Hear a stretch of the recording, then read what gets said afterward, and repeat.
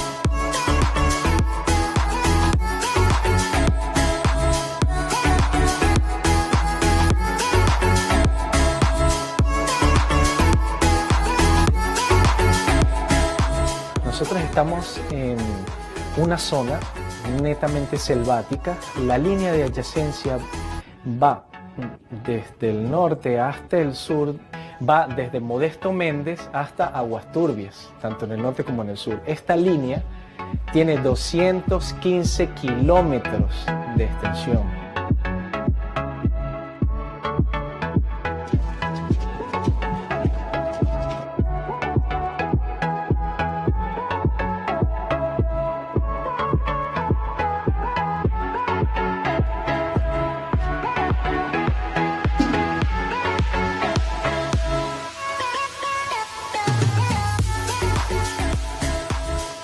De allí vino él, se buscó creo con los de la OEA y de allí vino el proyecto para acá, para Judá.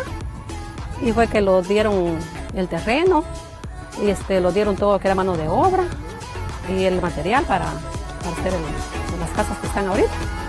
Y por ese motivo estamos aquí viviendo todavía.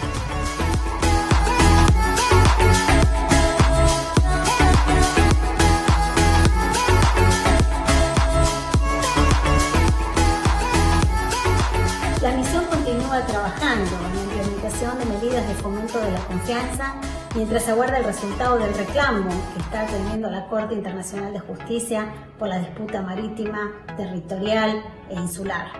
Nuestra oficina en la zona adyacencia realiza verificaciones a solicitud de ambos gobiernos, facilita reuniones y patrullajes conjuntos entre las Fuerzas Armadas y promueve una cultura de paz y cooperación entre las comunidades locales. Children will be children. And they have harmony. They don't see each other as a different country, but they see each other that they're growing together.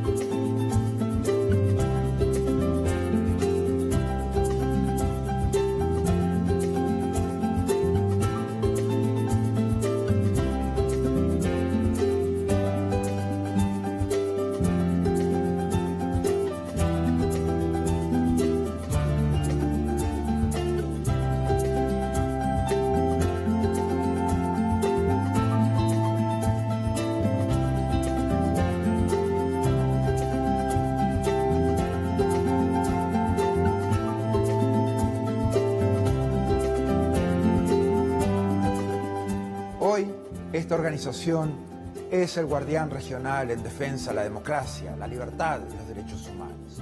Los países se han comprometido con estos valores a través de instrumentos legales como la Carta Democrática Interamericana, la Convención Americana de Derechos Humanos y todas las demás convenciones interamericanas. Nuestro trabajo es mantener los más altos estándares.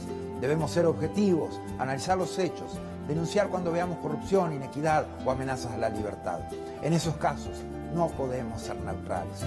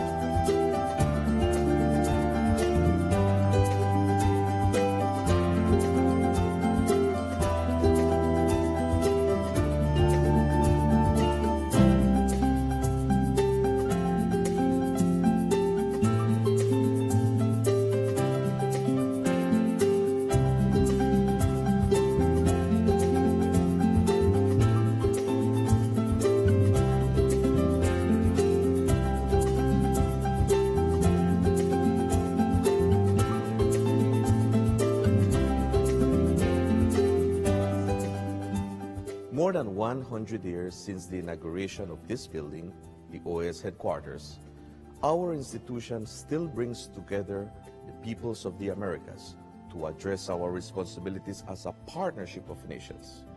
As we look to the future, our work must also focus on the construction of a positive agenda that continues to favorably impact millions of lives every day.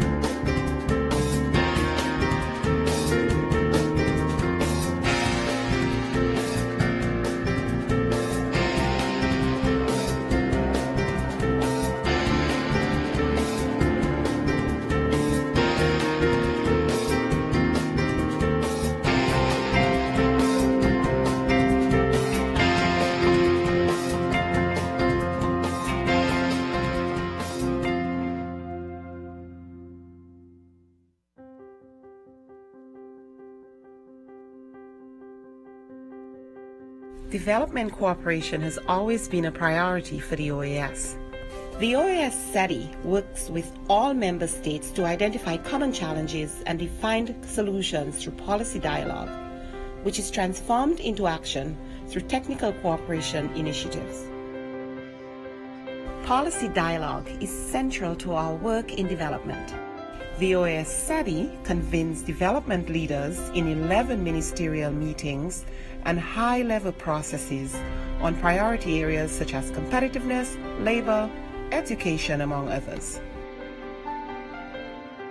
Technical cooperation initiatives emerge from ongoing dialogue and are therefore established with built-in political support. All of our actions place people at the center, generating a multiplier effect in the region. We enhance human capacity by working with key stakeholders. This strengthens institutions, improving policies and programs, benefiting millions of people in the Americas. Our ability to deliver results relies on broad collaboration.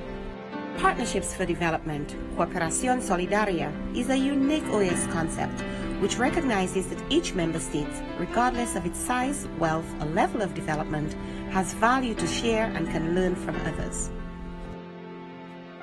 This concept also includes close collaboration with other partners, amplifying our reach and impact.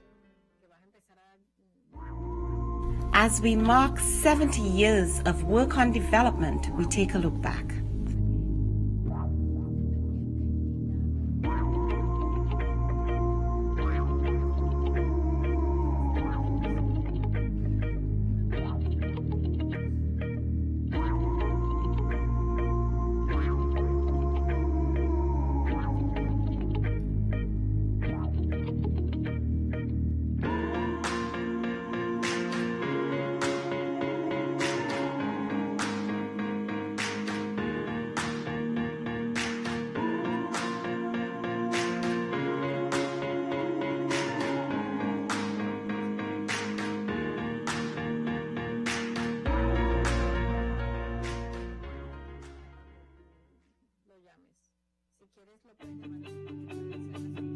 This long evolution, driven by member states, has fine-tuned our unique model to support inter-American development.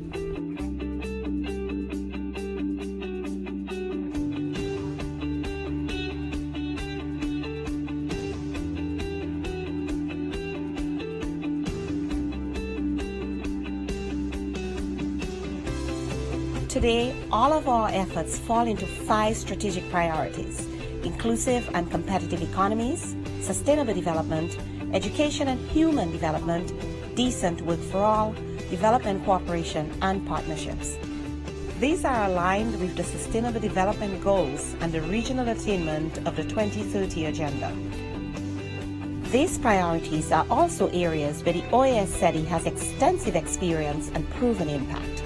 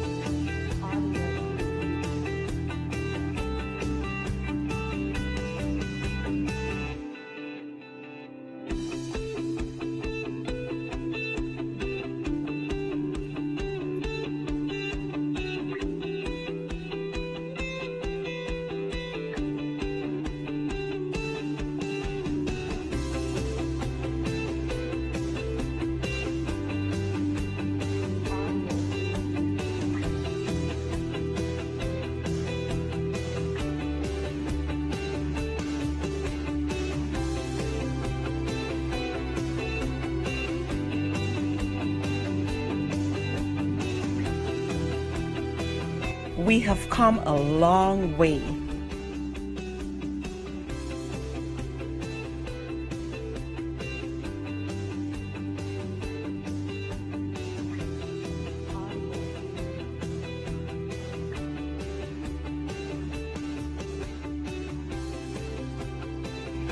But still have much work to do.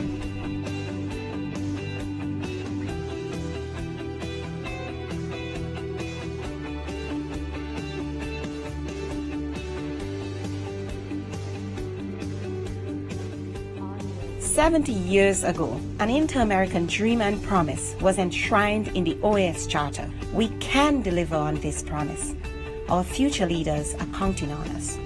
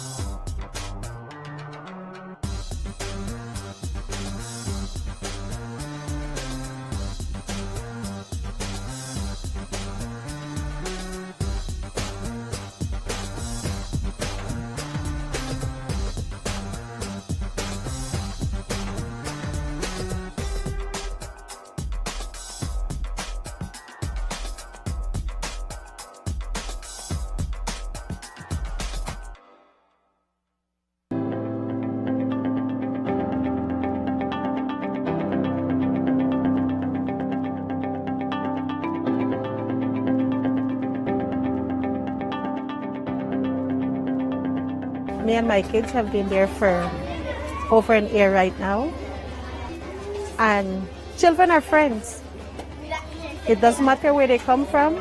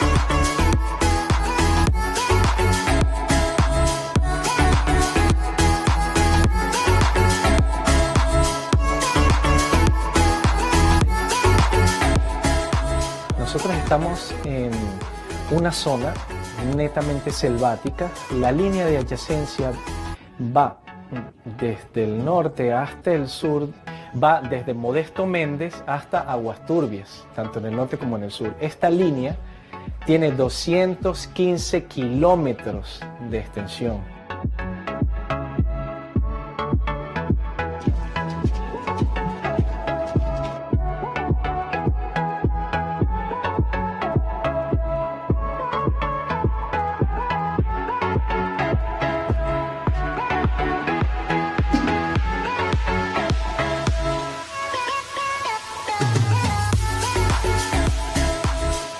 De allí vino él, se buscó creo con los de la OAS y de allí vino el proyecto para acá, para Judá. Y fue que lo dieron el terreno y lo dieron todo lo que era mano de obra y el material para hacer las casas que están ahorita. Y por ese motivo estamos aquí viviendo todavía.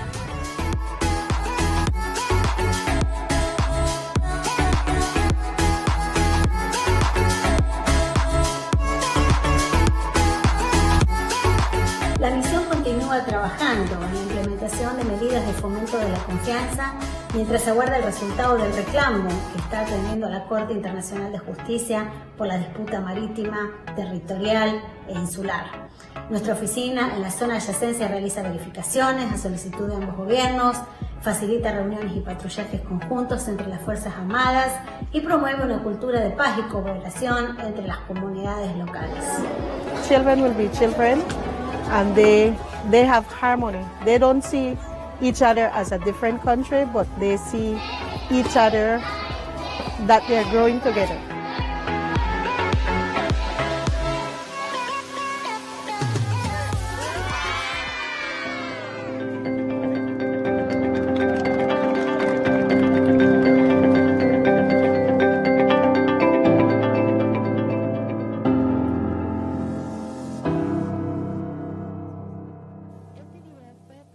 con la ayuda financiera de la Unión Europea.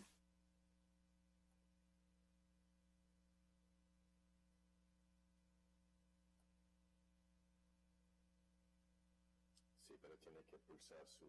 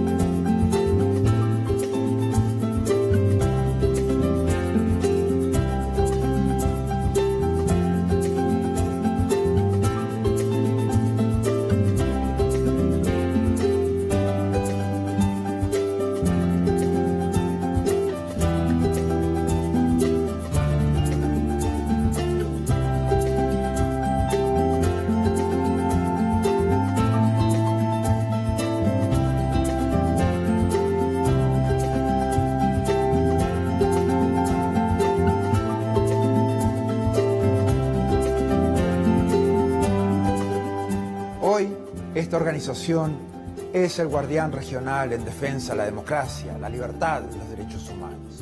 Los países se han comprometido con estos valores a través de instrumentos legales como la Carta Democrática Interamericana, la Convención Americana de Derechos Humanos y todas las demás convenciones interamericanas. Nuestro trabajo es mantener los más altos estándares. Debemos ser objetivos, analizar los hechos, denunciar cuando veamos corrupción, inequidad o amenazas a la libertad. En esos casos no podemos ser neutrales.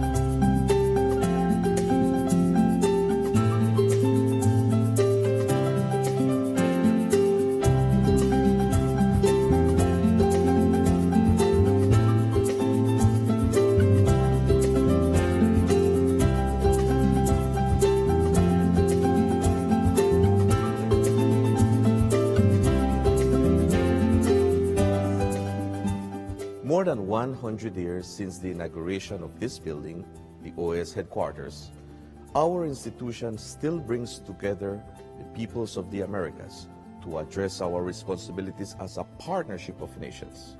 As we look to the future, our work must also focus on the construction of a positive agenda that continues to favorably impact millions of lives every day.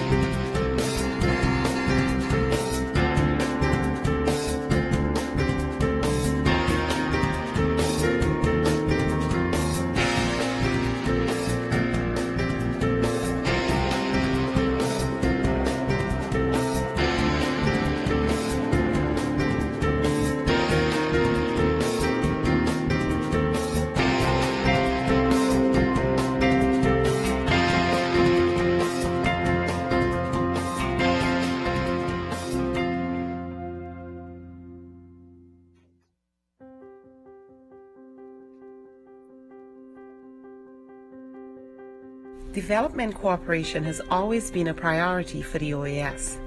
The OAS SETI works with all member states to identify common challenges and define solutions through policy dialogue, which is transformed into action through technical cooperation initiatives. Policy dialogue is central to our work in development. The OAS SETI convenes development leaders in 11 ministerial meetings and high-level processes on priority areas such as competitiveness, labor, education, among others. Technical cooperation initiatives emerge from ongoing dialogue and are therefore established with built-in political support. All of our actions place people at the center, generating a multiplier effect in the region. We enhance human capacity by working with key stakeholders. This strengthens institutions, improving policies and programs, benefiting millions of people in the Americas. Our ability to deliver results relies on broad collaboration. Partnerships for Development, Cooperación Solidaria, is a unique OAS concept which recognizes that each member state, regardless of its size, wealth, or level of development, has value to share and can learn from others. This concept also includes close collaboration with other partners, amplifying our reach and impact. As we mark 70 years of work on development, we take a look back.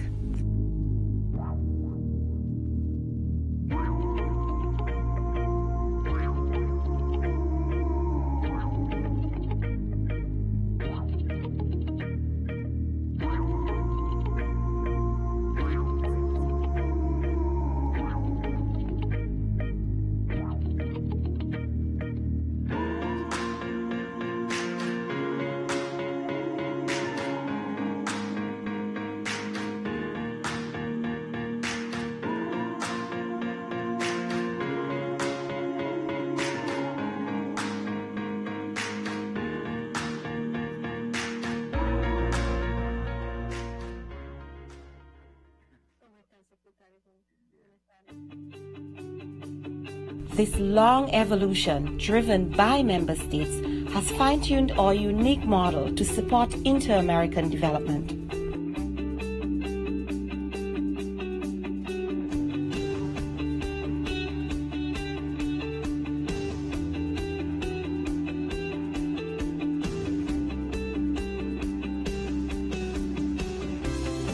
Today, all of our efforts fall into 5 strategic priorities: inclusive and competitive economies, sustainable development, education and human development, decent work for all, development cooperation, and partnerships.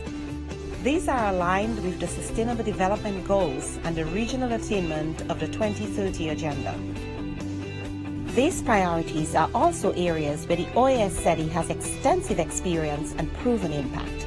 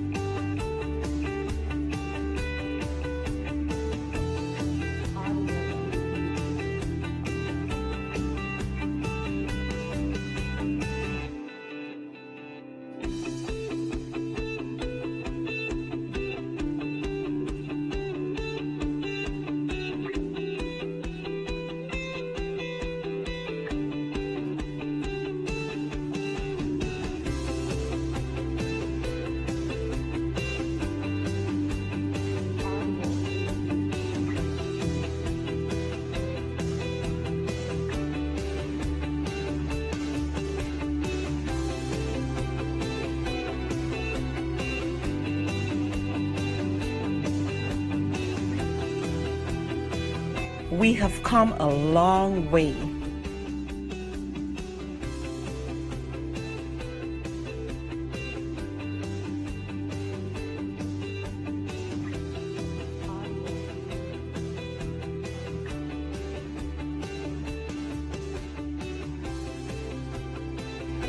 But still have much work to do.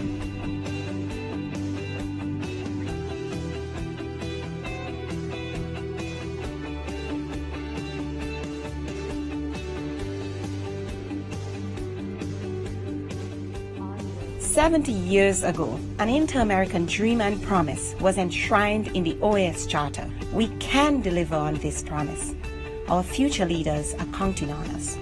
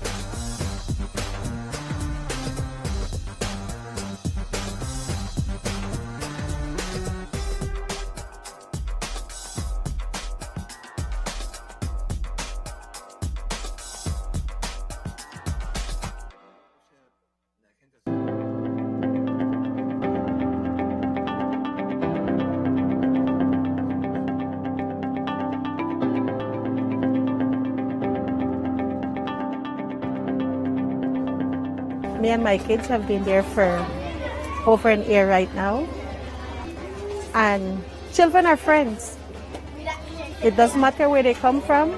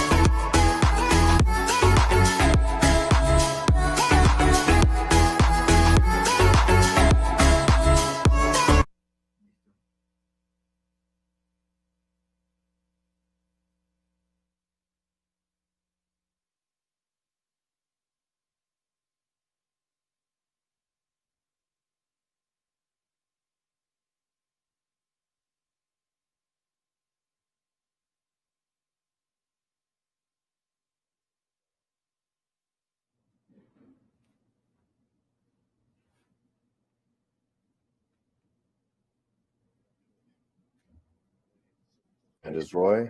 I'm an advisor in the Office of the Secretary General of the Organization of American States. I will be your Master of Ceremonies today. Es un honor darles la bienvenida en nombre de la Secretaría General de la OEA.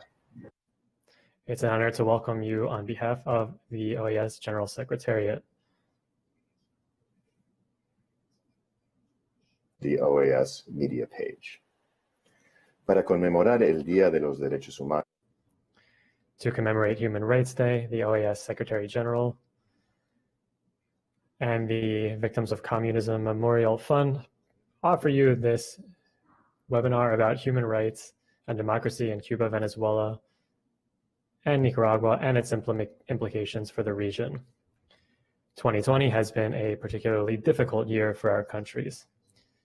This video conference is being offered to you just a few days after a fraudulent legislative election took place in Venezuela. At the same time that we see a human rights crisis in Nicaragua, where we have not seen democratic reforms take place as the presidential elections approach in 2021. In Cuba, we continue to see bigger efforts to silence the opposition. Today, we will hear two discussions about current challenges as well as potential ways to make headway in the year 2021 in these countries and for the region in general. The first discussion will be between Luis Almagro, the Secretary General of the OAS, and former Costa Rican President Luis Guillermo Solís. After that, we will have a discussion with three experts moderated by Carlos Ponce from the Victims of Communism Memorial Fund. Luis Almagro, the Secretary General of the OAS, needs no introduction. A Uruguayan politician and attorney, he is currently serving his second term as Secretary General. He has been at the forefront of the international community's efforts to restore democracy in Venezuela and Nicaragua, and has been a strong critic of human rights violations in those countries as well as in Cuba. Luis Guillermo Solís also needs no introduction. President Solís has vast experience as an academic, author, and diplomat, and was also the 47th President of the Republic of Costa Rica. More recently, he was named Interim Director of the Center for Latin America and the Caribbean of Florida International University. Ladies and gentlemen, welcome. At this point, President Solís, I give you the floor. Mr. Hernandez Roy, thank you very much. Almagro, me siento muy contento de acompañarles y muy honrado por la invitación que se me cursara y para. I'm honored to be here with you today to hold this dialogue with the Secretary General. Mr. Secretary General, I give you the floor to start us off. Thank you, Mr. President. It is an honor to be here with you today at this discussion. I remember actually one time, I remember a particular time when I was starting out my second term at the organization, and I tried to convince you to run for Secretary General instead of me, and I thought you would have done very well at this job. 2020 has been a long and difficult year. The COVID-19 pandemic has presented unexpected challenges, and it has put our beliefs in the world around us to the test. We have seen authoritarian forces in our hemisphere that have taken advantage of the situation to increase repression and perpetuate themselves in power. In the Americas, we quickly became the epicenter of the pandemic. COVID-19 has really exposed all of the vulnerabilities of our societies and has quickly created a health crisis as well as a political and economic crisis, which has exacerbated existing inequalities in countries. This has affected us all in different ways, as we are all at different stages of our democratic consolidation process. But this situation has really increased challenges for those who are fighting against COVID-19. There are certain institutions that have limited capacities and structural problems and are struggling to offer services. This is not just a burden that governments face, it's a burden faced by citizens. We all have to take on the challenge of reducing the spread of this virus. The sad reality is that the same actions we need to take to respond to this crisis, in many cases, require restrictions of people's freedoms and basic rights. As states choose the way that they would like to address this virus, it becomes difficult sometimes to tell the difference between mistaken or erroneous responses, sometimes due to a lack of capability to do anything else, and those who have an anti-liberal intention. While the pandemic has certainly grabbed our attention, we cannot allow it to distract us from the pain and suffering that people are experiencing. At this moment, we cannot lose sight of our efforts to fight against dictatorships and the crimes that they commit, as well as the atrocities that they have committed in this hemisphere. Our hemisphere is fighting the spread of authoritarian practices and has been doing so since before the pandemic. We have seen how those who have the intention to spread authoritarian practices take advantage of crises to worsen or normalize their repressive crises and pursue their merciless efforts to stay in power.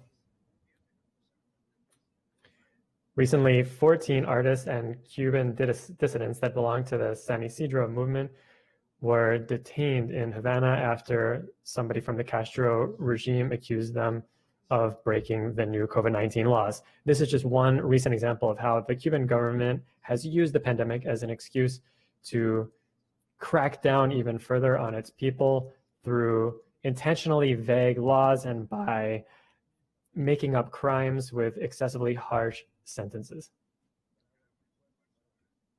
Nicaragua has been making an effort to censor any information about the pandemic, and this has cost lives.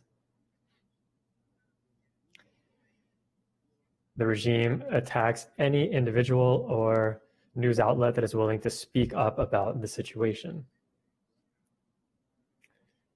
In Venezuela, another elaborate show has been set up to try to make it look like what happened last Sunday was a democratic election. The Chavist regime has continually used COVID-19 as an excuse to empower their repressive partners and armed groups to crack down on anybody who criticizes the system. We must be sure that we do not downplay the implications of the loss of democracy that we have seen in Venezuela and Nicaragua, and the total lack of democracy over the last decades in Cuba. If the pandemic has taught us anything, it is that what happens on the other side of our borders quickly affects us within our borders. Viruses can cross borders, and so can authoritarianism. Its implications spread beyond borders. The corruption, violence, and organized crime that it leads to threaten and undermine institutions and politically polarize institutions in our region. And they promote bad practices in democracy. They continue to seek to destabilize our region, and for that reason, we need to become increasingly aware and more responsible than ever to ensure that we can have a region free of dictatorships. Thank you very much, Mr. Secretary General. Great, you gave us an excellent introduction to this conversation. I'm very worried about something that you mentioned just a minute ago.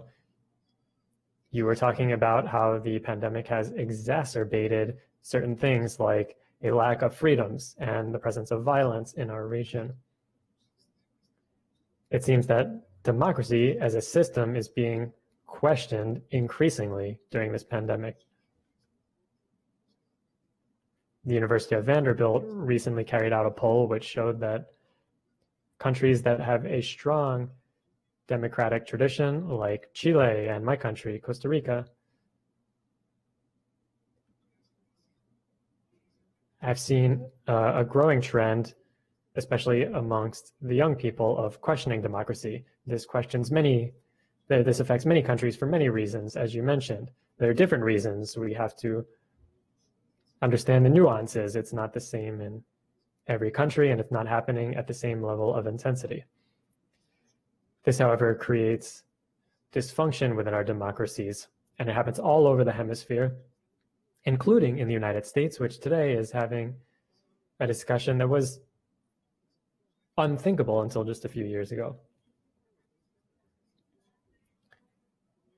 What do you think about this situation? This situation that I think allows us to look at with some foresight, because it could go on for a long time.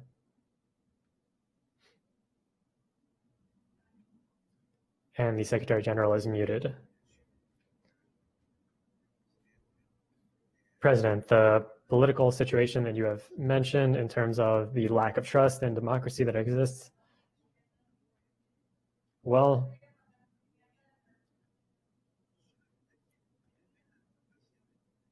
there are people that look at democracy for the sake of having a democracy. That's one thing. I look at democracy and I can find dysfunctions in any system. I can find problems, defects in institutions, failures to respond to different issues. I find structural issues like inequality, violence.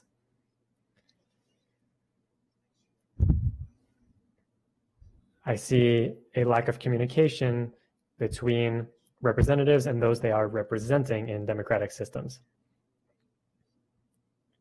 Of course, no democracy in our hemisphere is perfect. All of our democracies still need to be perfected.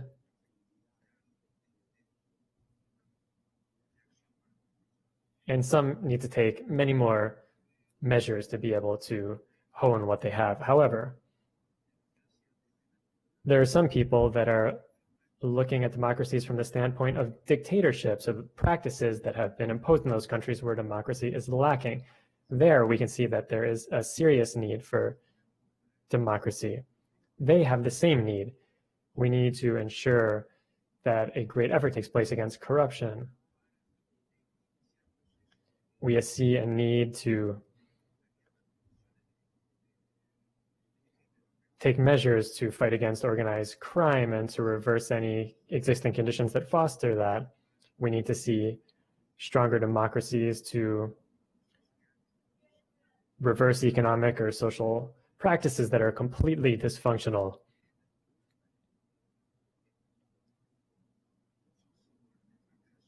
We need to remember that economically and socially speaking, dictatorships in this hemisphere have been an utter failure. And the Venezuelan dictatorship is the most clear instance of this. We see that they destroy their production system, that they can no longer offer basic security for the general public. They cannot preserve their most basic rights and guarantees. We see exacerbated inequality.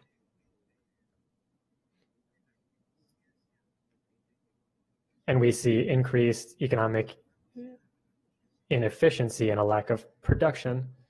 We need to be able to reverse that. We've seen the same thing in Cuba with their logic of exporting their system.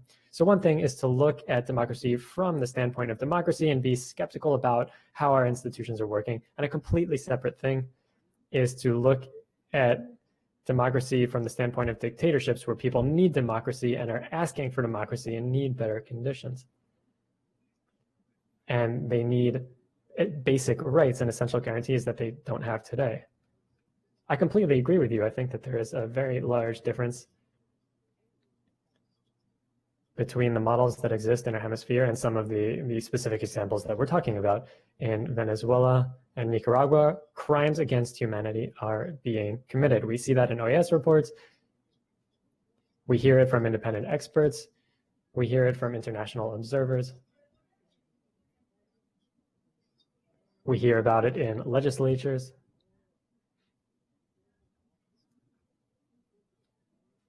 But of course, that cannot be compared to other phenomena which are very serious, such as corruption and impunity. We're seeing mass human rights violations, politically based murders, state-sponsored terrorism, because in Nicaragua, we have seen that they have had a clear intention to intimidate the opposition and to engage in fear-mongering. Of course, this is censurable. And then we have Cuba, which is different from the other two countries we've spoken about, where they haven't had as many victims most recently, like we've seen in Nicaragua and Venezuela. This is very complicated, really, because for people that live in other countries and people that spoke up over the last few months, people who took to the streets and protested, some about COVID-19 and the economic recession that led to, others because they wanted to create commotion. These issues of impunity and organized crime are extremely serious, and there's a certain arrogance associated with that, even in democracies. An arrogance about what people really need, disdain towards common people, which doesn't look very good for the future. There are Republican countries that are theoretically democratic, but they're not looking so democratic these days.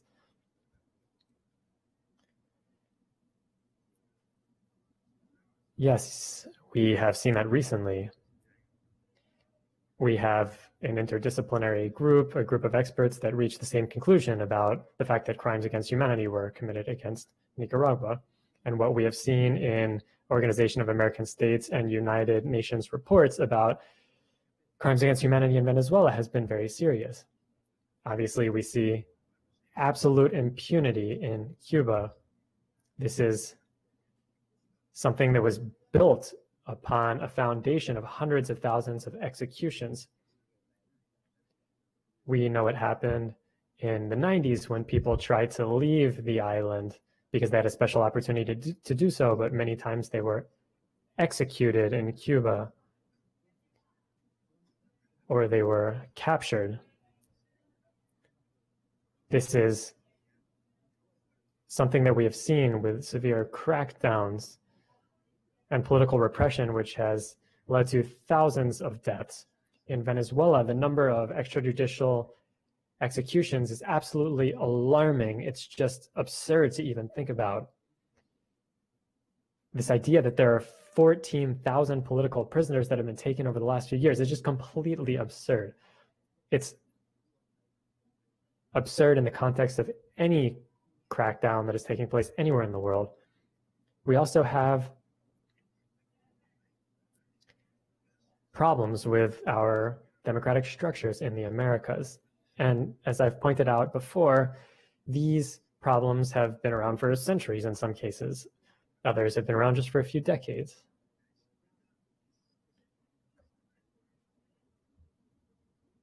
Inequality is really the biggest problem in our democracies. We are the most unequal region out of every region in the world.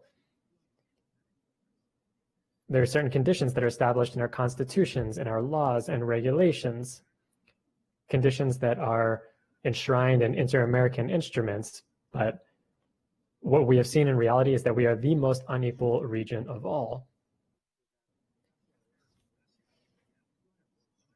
Democracy should lead to further democratization, but we don't see equal conditions.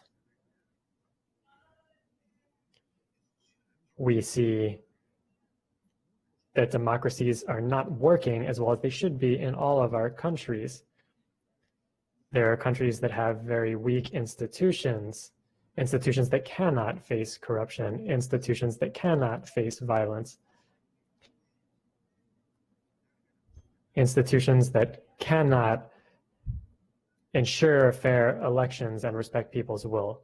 So yes, we do have very serious dysfunctions in our democratic system.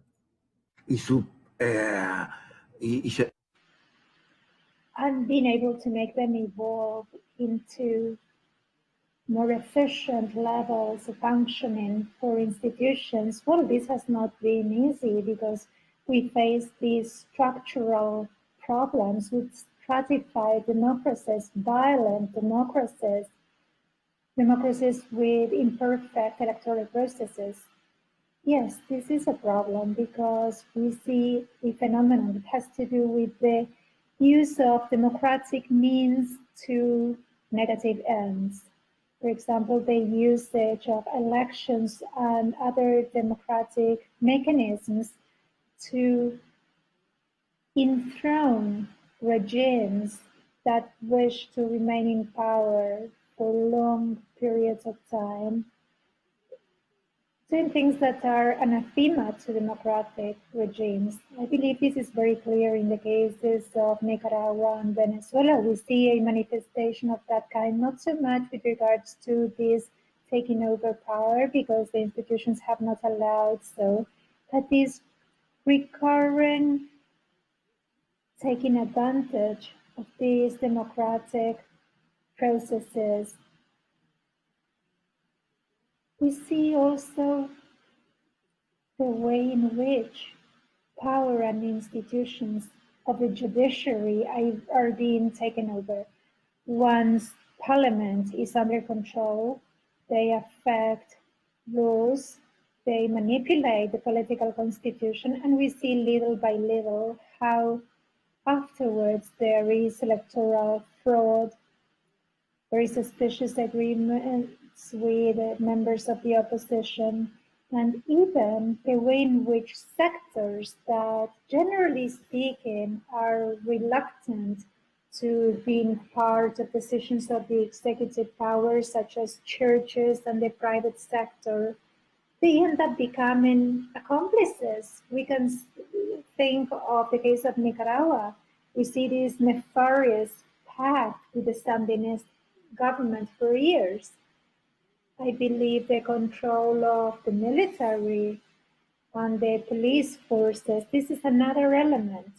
They are taking advantage and using them in undue fashion, as we've seen in many instances of the history of Latin America, so as to repress and murder and to prevent people from demonstrating, which is their right in a democracy. Also, what has to do with attacking and destroying the media. This is another issue that has to be considered because right now, at these times of the post-truth, at this time where virtual platforms allow for anything, the existence of independent media and the possibility for people to verify through plurality of sources the truthfulness of news. Well, this is essential to preserve this democracy that is collapsing throughout the region. I couldn't agree more with you. And in fact, I've had a meeting with people from La Prensa in Nicaragua. This is the most emblematic newspaper in Nicaragua, La Prensa. Truly, they are a symbol of independent journalism in the country. And all of the risks this journalism runs. They are the last independent newspaper, and the political pressure and the economic pressure on this journal, on this newspaper, and the risks they face for their survival.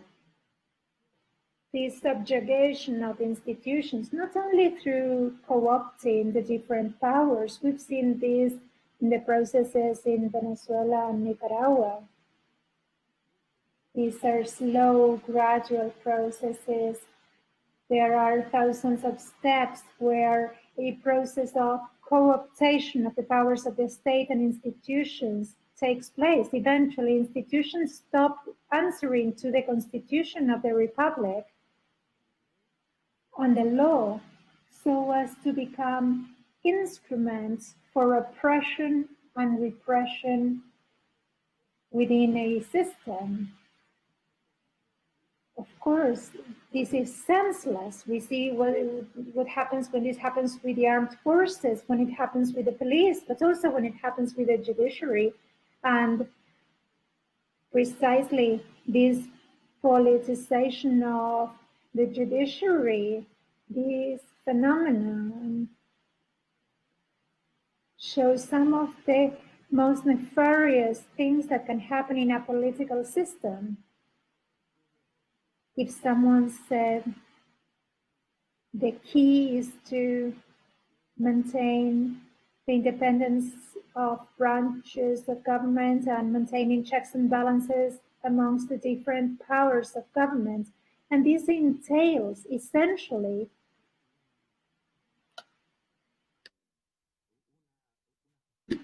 the consolidation of independence of an independent judiciary, and a judiciary with the best technical conditions and with respect for the rule of law.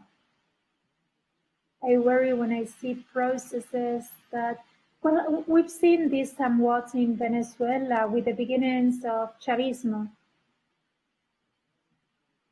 When the coup d'etat takes place against Chavez in 2002,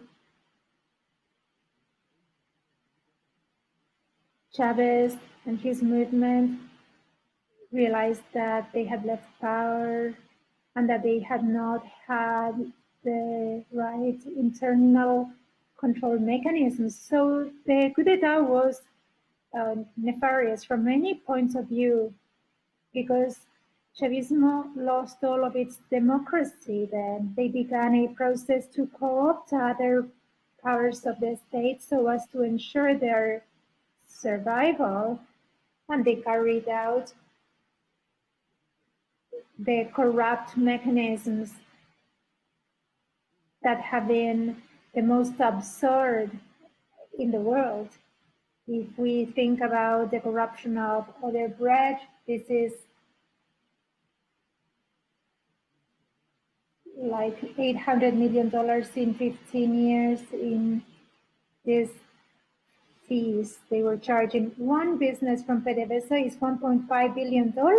One deal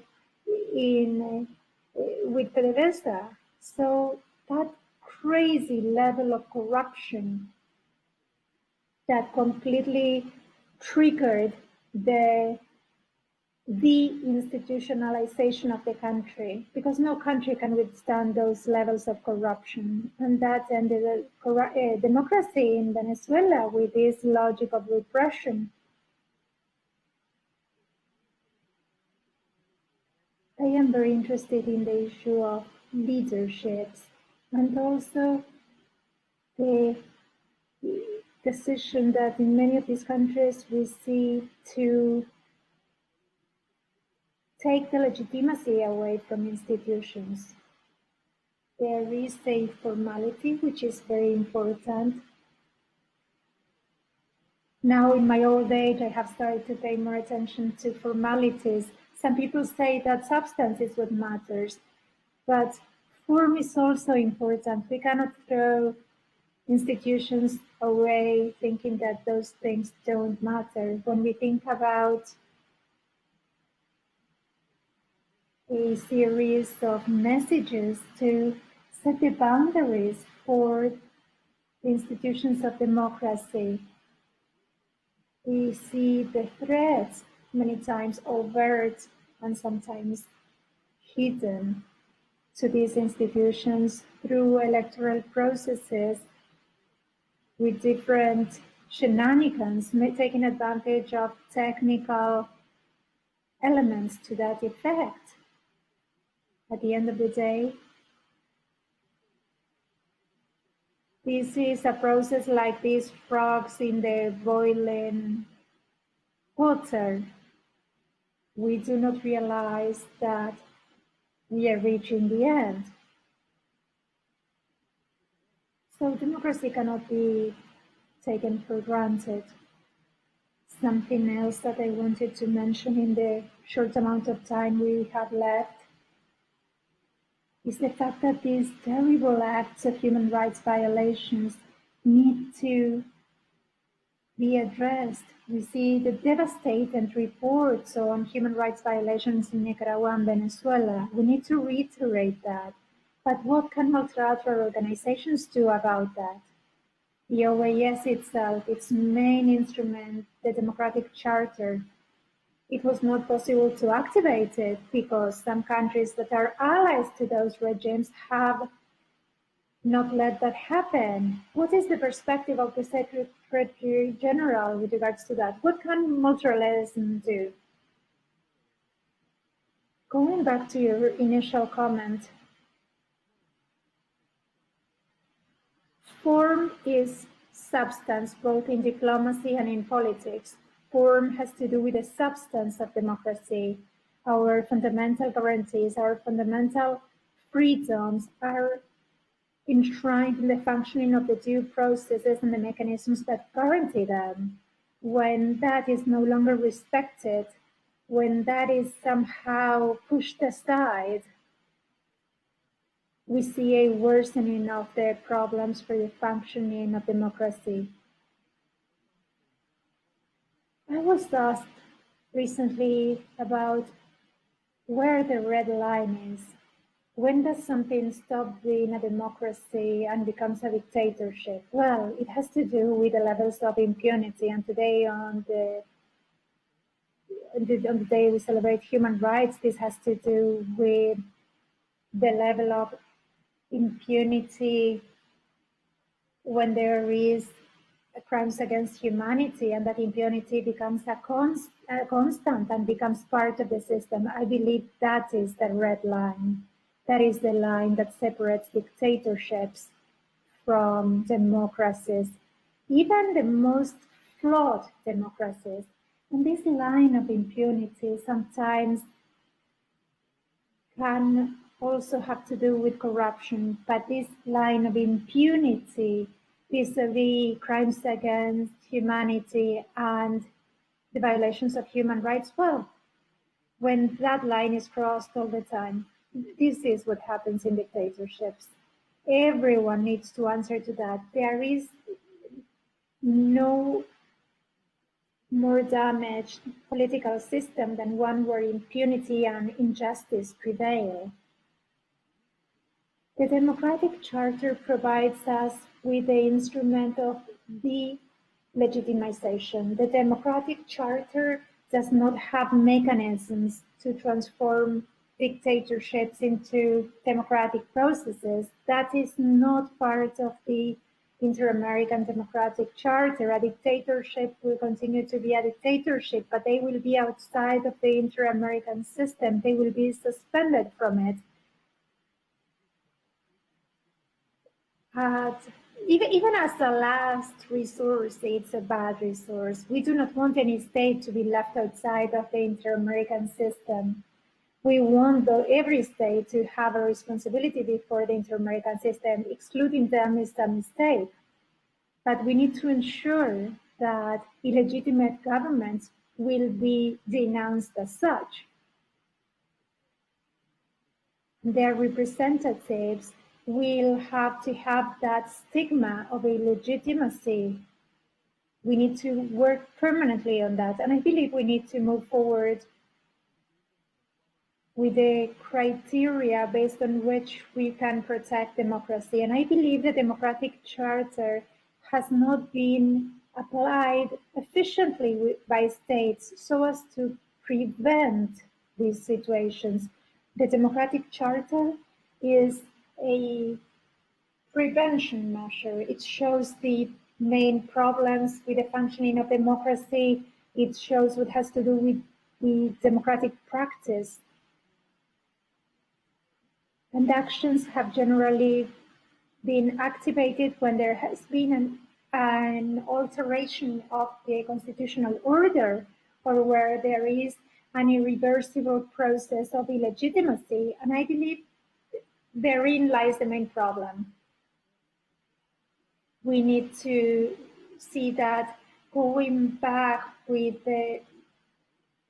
taking a step back in these dictatorships is very hard. They are highly criminalized in the sense that there are many criminal components that have been incorporated into them.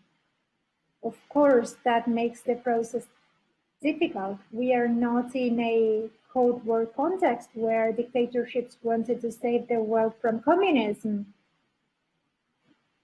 because when the political context changed, those dictatorships would also leave. This has to do, the current situation has to do with the conditions of impunity that these dictators want to maintain. Our effort, then, has to do with eradicating bad practices from the very beginning. We need to work to strengthen institutions, to strengthen good practices, and to fight with determination against impunity. And at the end of the day, more democracy for more people. Secretary General, we have run out of time, but I hope we will be able to have these conversations many times. Thank you so much for being part of this conversation on democracy and human rights in these very complex days in our hemisphere. I give Mr. Hernandez-Roy the floor for him to continue. Thank you very much. Thank you, President Solis, Secretary General, for sharing your analysis on these regimes and the impact they have in the region, mostly the impact on the democracies of the region. Right now, I'd like to ask our panelists from the second segment to please connect so that we can begin the second section of our video conference. Now we will have a discussion with three experts moderated by Mr. Carlos Ponce, who in turn will introduce the panel of experts.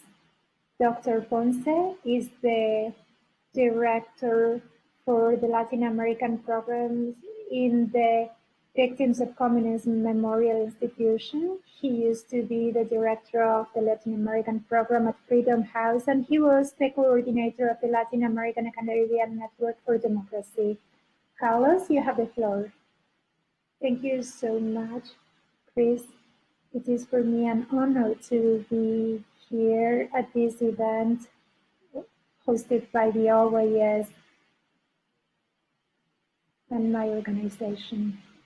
As a way of paying homage to the many victims of human rights violations, victims of repression, with the infringement of so many human rights. On Human Rights Day, this is the right way of commemorating such an important date. We'll have a terrific panel with us today, with experts in the issues of democracy, human rights, development, elections, amongst other topics, from 3 countries which represent a difference with other governments in the region, which maybe exhibit some authoritarianism. These countries have had dictatorships, repression, and they have been violating human rights systemically. In many cases, we're talking about crimes against humanity, political prisoners, persecution, systematic repression in these 3 countries. And this is why we selected them as starting point for this regional discussion on the issue of human rights, the current reality of these 3 countries, and besides, we wish to provide a vision of the recommendations to the future. With us, we have Maria Wallach. Maria is a co-founder and executive director of a nonprofit organization in Washington, D.C. that works on processes of truth, memory, transitional justice, and also what has to do with the health of what has to do with the Cuban medical brigades, which thanks to the work of Maria and other experts have been a way of discovering what is behind these exploitation missions on the side of Cuba. Thanks to Maria, for over a decade showing these missions have been shown for what they are. And some countries have made the decision of not letting them in, as in the case of Peru or Brazil, Ecuador or Bolivia. Pedirle a los médicos que reciban sus compensaciones en el país y no bajo abusos del gobierno cubano. María tiene experiencia en Venezuela, en Cuba, en todo el manejo regional. De verdad que es un honor tenerte con nosotros, María. Por favor, comenta. Maria, it is an honor to have you here with us. Why don't you tell us more about the situation in Cuba with human rights abuses? You have the floor. Greetings, everyone. Thank you, Carlos, and thanks to the organizers for allowing us to address this issue. We have very little time, so I prepared some notes. There is a lot for us to discuss.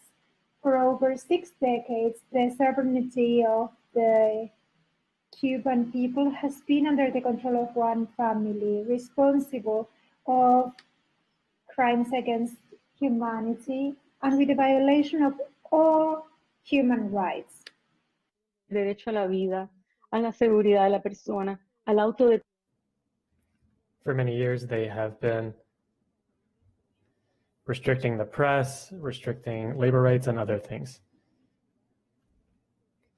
Cuba has control of an oppressive regime that uses one party and a communist constitution,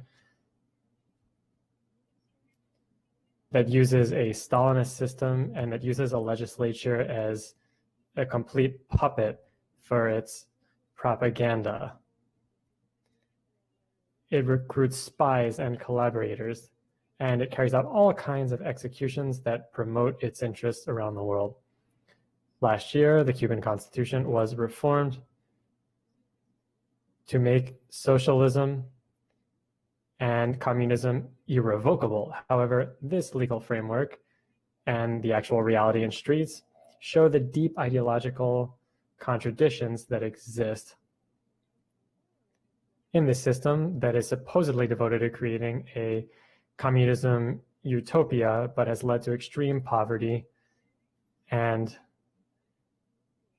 only gives privileges to a very small elite class which owns all of the capital in the country and exploits workers to the fullest extent. How ironic, isn't it? The victims of this dictatorship are countless. They are Cubans and they are citizens of many countries around the world, especially in the Americas.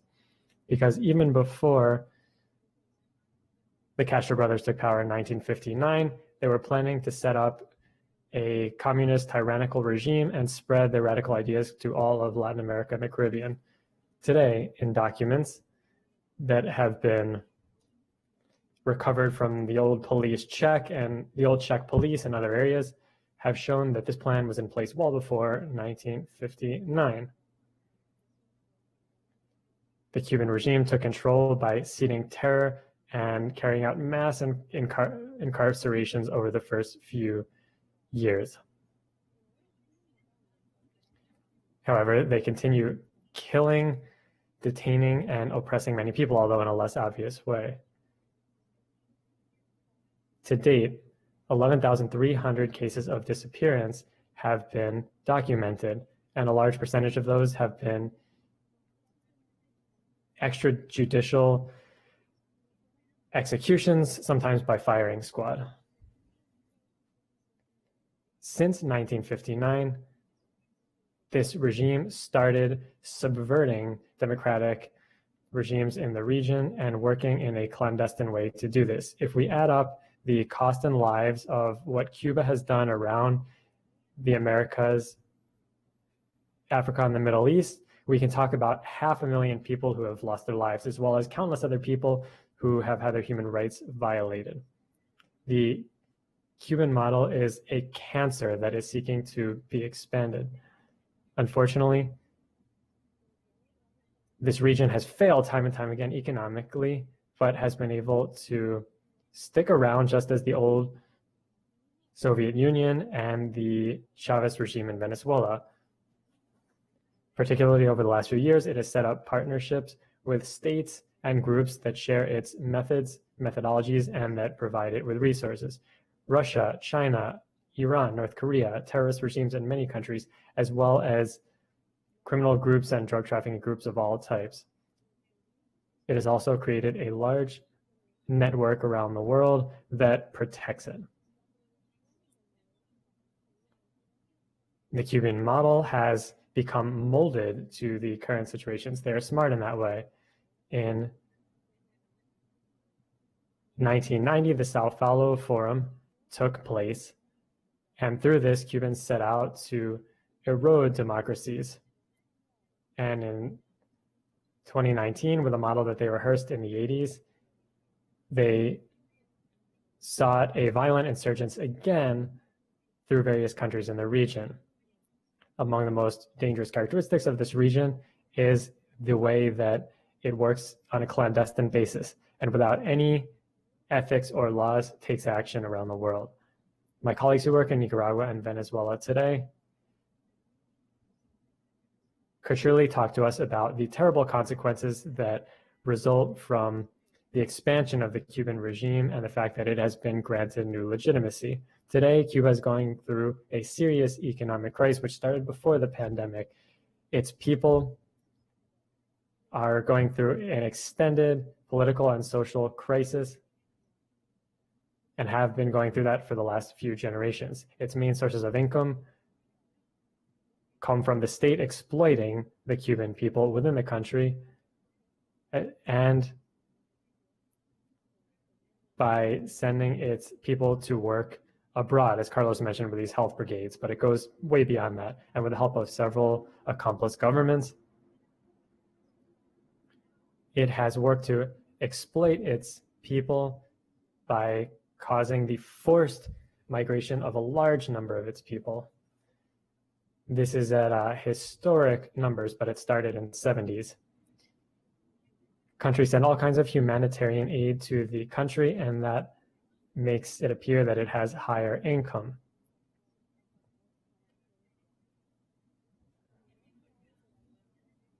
To a lesser degree, this country is still suffering a lot. However, we see that the Venezuelan dictatorship has been working to maintain the Cuban regime. The most tragic thing is that this regime has seen complete impunity since the fall of the Soviet Union. Almost all countries, except the United States, in some cases, have provided equal conditions to this country, arguing that normal financial, political, and relations with the country will help it reform. This is an absolute pipe dream that is divorced from the objective, palpable reality that we see. So what can the international community do? It can create a multilateral front that works in a realistic way to place pressure on Cuba to make a transition to democracy. I suggest we start out, first of all, by recognizing the victims in Cuba, Venezuela, and Nicaragua, and all over the world of this regime, and that we recognize the criminal nature of this regime. And we need to recognize the threat that it poses to the Cuban people and the international community. Number two, we have to strengthen counterintelligence systems to fight Cuban intelligence and combat the propaganda that comes out of that country and its allies. Number three, we have to refuse to accept the illegitimate and unusual terms that the Cuban government demands to do business and accept loans and engage in irregular processes like what it does with its health workers. Number four, we need to make sure that Cuba complies with its human rights obligations to international organizations. Lastly, number five, we need to support all peaceful Cuban dissidents in their reasonable claims and demands, including the San Isidro group. This is what we have asked for over the years, but we cannot lose faith and we can never stop fighting for freedom. One day, Cuba will be free, hopefully soon. And with support from the peoples of the Americas, it is time to put an end to impunity and bring about democracy all over the Americas. Thank you for giving me the opportunity to speak. Thank you, Maria. We will have you back here in a few minutes to answer some questions. It is interesting to talk about this. What you said is a cancer that is focused on self-preservation and the democratic extension of other countries. The commitment that authoritarian regimes in China, Russia, North Korea, Iran, and drug trafficking groups have made to the Cuban government. All of these governments that use organized crime to support the country. After the other remarks that we will hear, I would like for you to talk to us a bit about this regime that takes advantage of this, the time that this regime takes advantage of. They always take advantage of the fact that we have short-term governments. We are going to have a new administration in the United States now, for example, and I would like to hear your recommendations for that new administration. I would like to hear what we can do over the long term and act in the short term as well to put an end to this nightmare that comes from the Cuban regime and its influence. How can we fight against the multilateral regime that has been created and supported these interests? Now I would like to introduce you to Laura Palais, former Vice Minister of Government and Foreign Affairs in Nicaragua under the government of Violeta Chamorro, which was the first time Daniel Ortega was removed from power. And after Daniel Ortega, he managed to keep running for office and stay in power for a time. Mr. Palais was Foreign Affairs Minister. He was also Vice Chair of the Nicaraguan Human Rights Committee to the United Nations in Geneva. For a time, he was a representative from the Department of Leon in Congress. He was in the National Assembly where he helped pass laws against organized crime. He studied in the Autonomous University of Nicaragua in Leon. He studied in Complutense in Madrid. He did a postdoc in the Economic Center of Madrid. Jose, in terms of Nicaragua's situation, looking at its human rights record, we have a regime that has been systematically violating human rights and that has taken advantage of other conditions around the region to cover up violence and to cover up crackdowns that have taken place in Nicaragua. It also has allies in the business sector. What has this process in Nicaragua looked like, and what is the current human rights situation? Thank you very much, and greetings to the Secretary General as well as President Solis. Of course, Cuba, Venezuela, and Nicaragua are subject to authoritarian regimes with the same model of mass human rights violations. These three countries are electoral dictatorships. They organized fraudulent elections and manipulate them beforehand. They commit ongoing violations of the electoral process and violate countries' rights to elect their leaders, and in doing so, violate all principles of democracy. Without democracy, there is no way to protect human rights. There is a key link between the two that was established from the time that the Universal Declaration on Human Rights was adopted, the declaration that we are commemorating today. In my country, human rights and democracy continue to deteriorate. This is what was said by the United Nations High Commissioner for Human Rights when on September 14th of this year, he said, "We have not seen human rights progress." He also said that the recommendations of his 2019 report have not been implemented, and this has led to perpetual impunity. The Inter-American Commission on Human Rights, for its part, in its October 5th report, that is a report that was recently published on persons deprived of liberty in Nicaragua,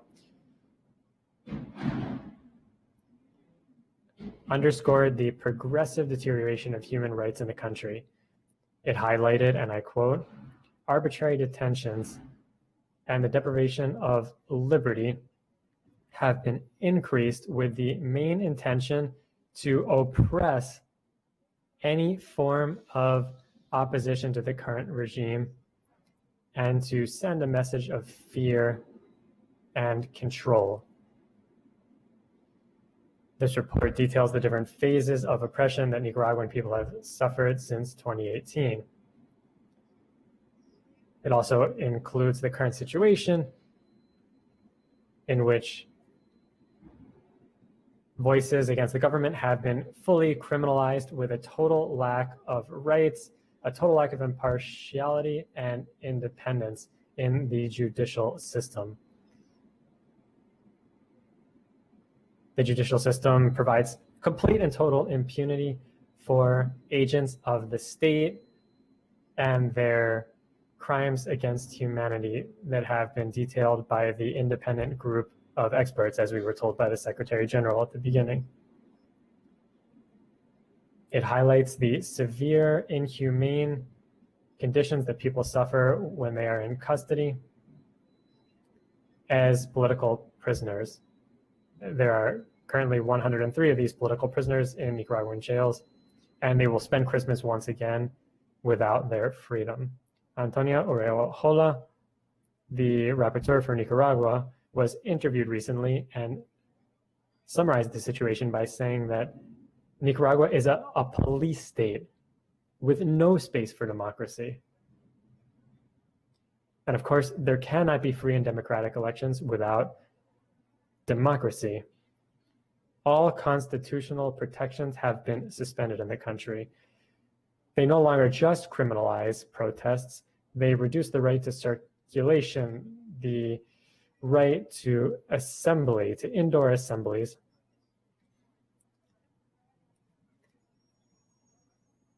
And former political prisoners are under house arrest so they can prevent the opposition from forming a national party. New laws are also being adopted to restrict freedom of expression on social media and to keep financing from reaching NGOs. We're seeing attacks against those devoted to human rights.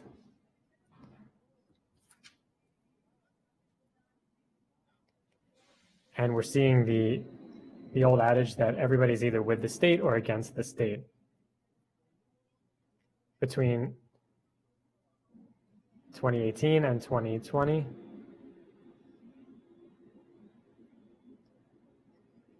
the situation worsened greatly in the police and in the military.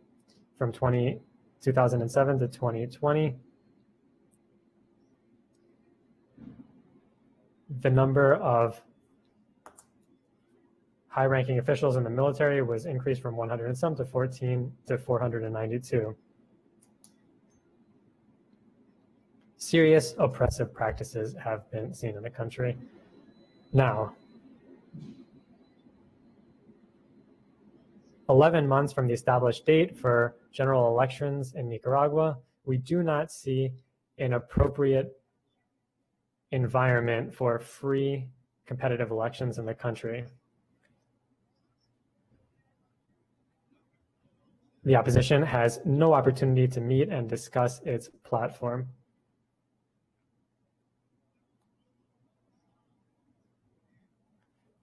Everything declared in the resolution of the former General Assembly has been ignored. There's no human rights in Nicaragua, and we still are lacking free and fair elections. We have seen no solution to any of this. Instead, we have seen a greater deterioration of democracy and human rights. The Ortega regime violates every aspect of representative democracy enshrined in the Inter-American Charter. No negotiations have been able to begin about an electoral reform. Nothing based on applicable international standards has been done as demanded by the OAS General Assembly resolution. To make it possible to have true elections in Nicaragua, starting right now, we would need to gradually implement processes to make an election possible. If not, we will only see a new fraudulent election, just like in Castro and Chavez regimes. Opposition forces in Nicaragua believe in democracy. They have rejected the use of violence, and they are willing to participate in elections, but under international standards. It has proposed a basic electoral reform, but we are running out of time. The Ortegas do not believe in democracy. They are not ready for democracy, and they are not willing to collaborate with the OAS to take necessary steps to have a civil and democratic solution to the crisis. Systemic fraud has been perfected in Nicaragua and has been made legal with exclusion, with interference in the activities of political parties, and with serious restrictions that do not allow us to participate in elections under fair and equitable rules. It has been impossible to have balanced competition. Considering the interdependence between human rights and peace, the lack of democracy and the socialist regime that we see in Nicaragua in the 21st century lead to internal conflicts and impoverish people. But in addition to that, they place in jeopardy the stability of the entire region. They do not respect human dignity, and they are more likely to create violent conflicts.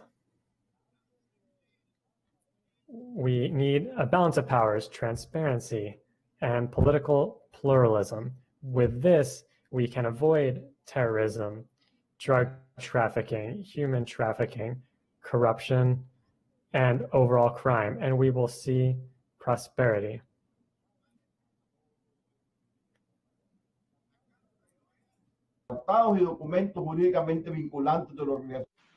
The OAS Charter and other binding documents have been challenged by the regimes that we are discussing today. We need to take into account seriously their nature and the geopolitical consequences these situations have. This reality demands from us a greater commitment, with the risk that dictatorships could once again impose themselves in the continent. Thank you very much. Thank you so much, Jose. Definitely, there is a latent risk with the elections in 2021 in Nicaragua, with this resilient criminal regime. Daniela and Rosario have eliminated all the institutionality of Nicaragua, and they have created a space where they reign over chaos and destruction in the country. Unfortunately, this is a process we saw coming. After Bolaños, we knew what would happen. I've been working for years. I was expelled from Nicaragua. I was persecuted. And I still feel in my heart that there is a possibility, but we need to work at the grassroots level. I'd like for you to think about recommendations for the next Biden administration as to how to have effective pre-electoral strategies for Nicaragua. In my opinion, the strategies that have been implemented so far by the State Department and the administrations have been failed. Some of them have been complicit. Others have been failed given a lack of clear strategies against a resilient regime, and a regime that does not care about the Nicaraguan people. I am thinking about the recommendations we could give the incoming administration regarding the strategies to be implemented, because there's few months left before the elections. Many thanks to you, and now let's move on to the case of Venezuela. To discuss Venezuela, we have an exceptional guest, not only because of the work she has done for so many years, but also because she has also found herself in a difficult situation with her brother, who has been arrested and is a political prisoner, and she has been a very important activist in the human rights field because of a twofold situation. She has her heart split between Venezuela and Cuba. It is an honor, Dr. Ana Julia Hatar, to have you with us. You're a full-time fighter, and she is the editor of Tiempo Latino in Washington, D.C., a newspaper, and she contributes daily to conveying information to the Hispanic community in the greater Washington, D.C. area. Also, president of the American Venezuelan Society and founder of the Venezuelan Women Foundation. She has been a scholar with Carr Center for Human Rights, Harvard Kennedy School. She published her book in 2007, Apartheid in the 21st Century, on the use of new technologies for discrimination in Venezuela, where she described and analyzed specifically the issue of political discrimination under the regime of Hugo Chavez. Who would have thought that the next regime, that of Nicolás Maduro, would be even worse than that of Hugo Chavez? Dr. Hatar also published Cuban-style capitalism, communism, and confrontation, analyzing the collapse of the Soviet Union and its impact in Cuba. Dr. Hatar was born in Cuba, and she lived in Venezuela until 2007. She has worked to promote the Venezuelan cause. Ana Julia, let's discuss Venezuela after these sham elections, after systematic violations of human rights. What's going on in Venezuela?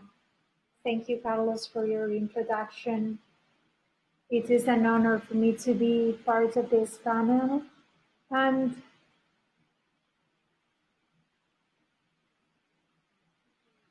having listened to the speakers from Cuba and Nicaragua, well, I'd like to, I completely understand the tragedy those countries are going through. I was born in Cuba, I lost Cuba, and I grew up in Venezuela, and right now I am in exile. So I understand what it is like to lose your country twice. I'd like to share some brief thoughts with you. First of all, I have been speaking at international fora on human rights in Venezuela for 15 years, and I'm not proud of that. I am sad about it because in 15 years, things have continued to worsen despite all of the alarm bells we have rung from different trenches. I published my book in 2006, where I was alerting that political discrimination in Venezuela against the more than 3 million signatories of the revocatory referendum of Chavez were being victims of discrimination. They were persecuted, they were fired from their public sector jobs without recognition of any kind. And I remember that at the time, 14 years ago, that book led me to be a visiting fellow at the Carr Center in Harvard. And I was speaking about this with passion. People were looking at me as if thinking, what is this lady talking about? Political discrimination? Well, here we're talking about Darfur. We're talking about children dying because of these human rights violations by the armed forces. We're talking about genocide. And I said, well, this is how things start. Things begin with one kind of discrimination, in this case, political discrimination. And I repeated this tirelessly. And I said, if in 15 years we don't give this attention, we're going to be talking about crimes against humanity in Venezuela. Well, today, this is what's happening because the international community, and I am talking somewhat about what very smartly the General Secretary Almagro and also President Solis mentioned about the red line. Where is that red line when governments start doing things that we cannot allow them to do? Well, I thought the red line was political discrimination, but no one saw it that way. And today we find ourselves in a situation where we look much more like Cuba than the Venezuela of 15 years ago. I wanted to make that clear because I also wanted to make it clear that I come from a Cuban family where people were saying communism will never come to Cuba. Then I was in a Venezuelan family where people were saying Venezuela will never be Cuba. Well, this is the one light bulb I wanted to turn on for you because things are happening here that require the concern of all those who are worried about freedom, independence, and democracy, including the United States. That was my first point. My second point is the following. If we had done a forum of this kind in the OAS 40 years ago or 50 years ago, they'd be thought, well, we would have been talking about right-wing dictatorships on the one hand and communism on the other side. But right now we have 3 left-wing dictatorships. We are at an event at the OAS to commemorate human rights. We are discussing 3 countries in Latin America where we have left-wing dictatorial regimes, and we need to take note of that. Because one of the things we need to do is to have a museum to the victims of communism in Latin America. You're laughing, but I am serious. a museum to the victims of communism. It could be a virtual museum because there are many people who continue to believe that communism is something that they need to experience because they have not experienced it yet. So there are people in Colombia who say, well, we have never had a socialist government. Well, why don't we prepare a virtual museum with the testimony of the victims of communism in the continent? I honestly believe that this is a task for us to undertake. We need to convince our Latin American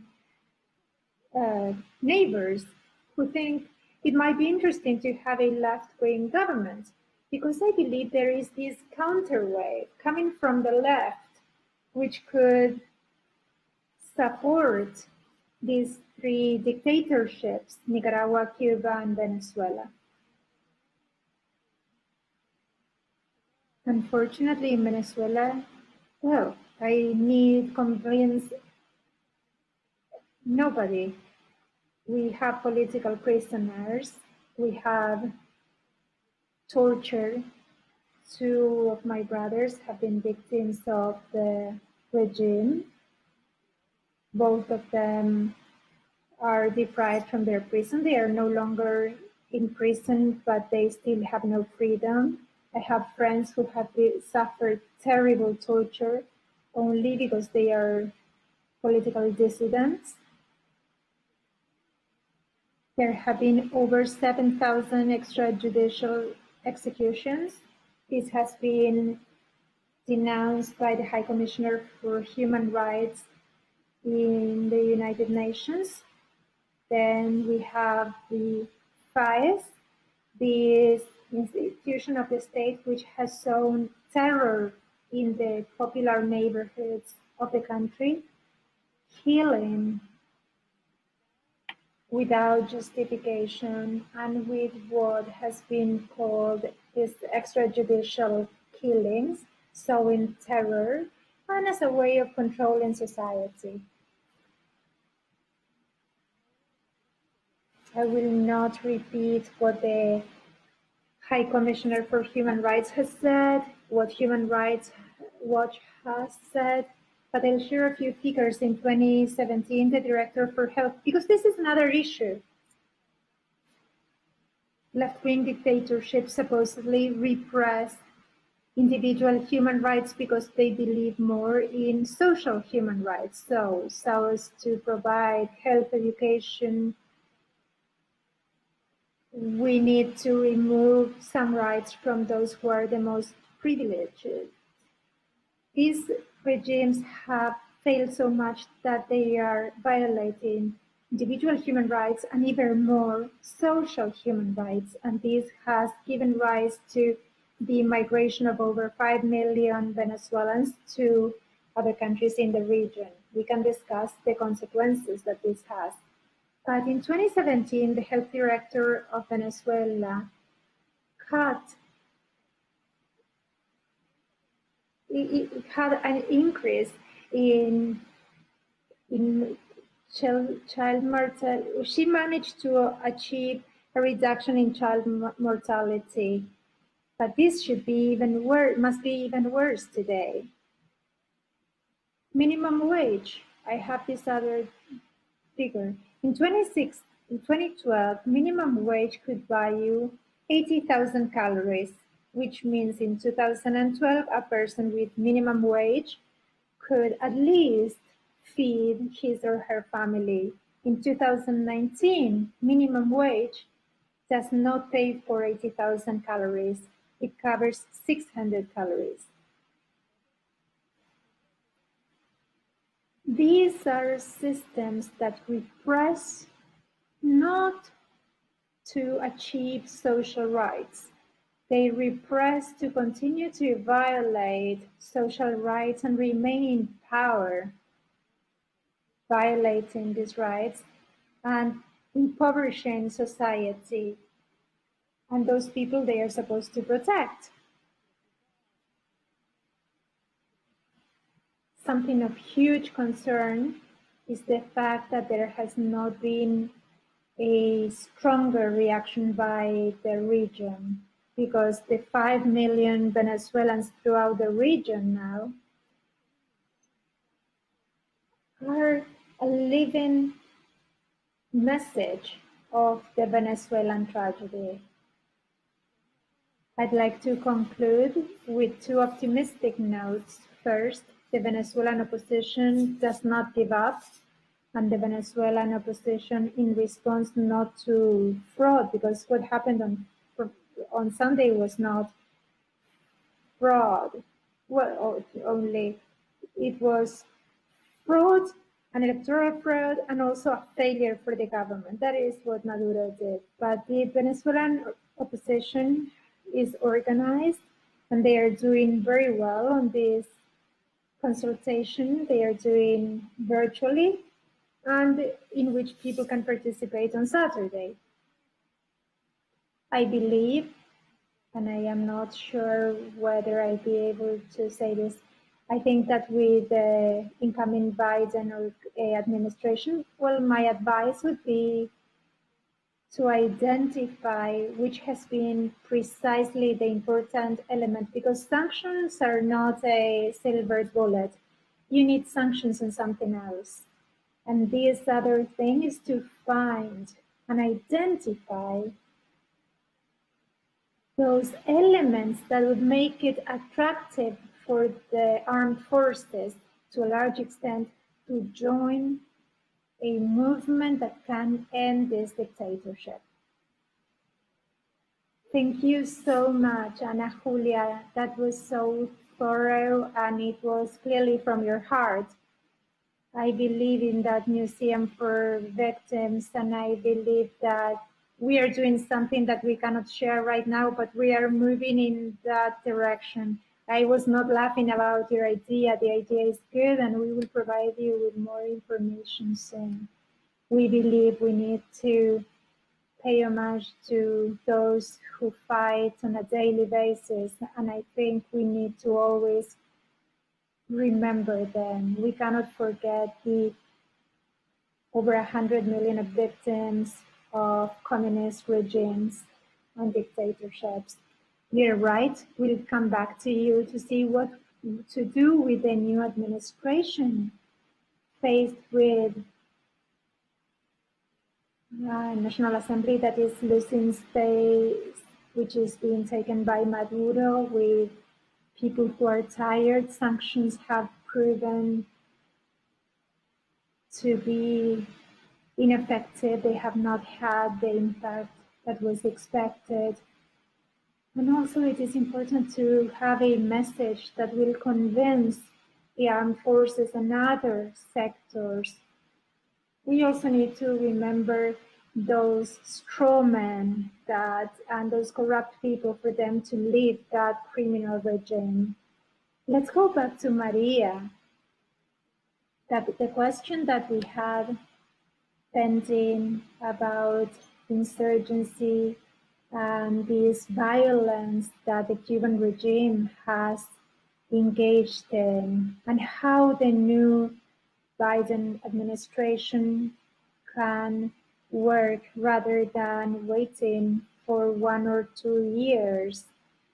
The idea is not to go back to negotiating with a regime that does not want to negotiate. Maria, what is your recommendation for the next administration? How to deal with Cuban medical brigades so that they don't go to Bolivia and other countries to continue?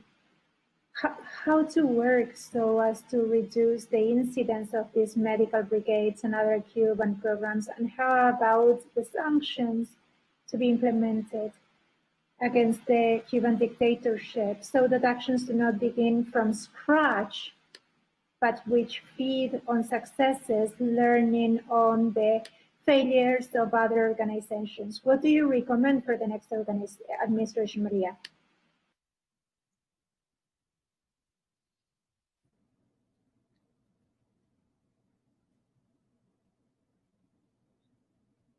Oh, there she is. Here's Maria.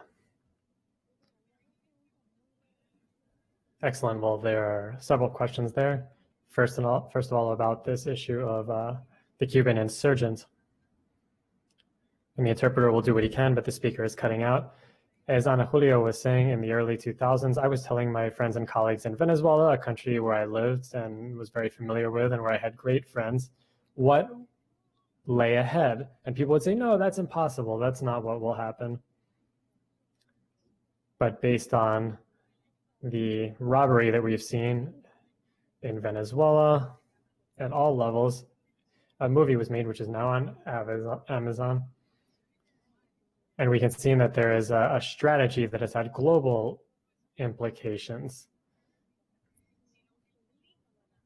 We can see what has happened in Cuba, but also the danger that it poses to the whole region because of this new insurgence. Of course, we don't have time to get into that as I answer your question about the Biden administration.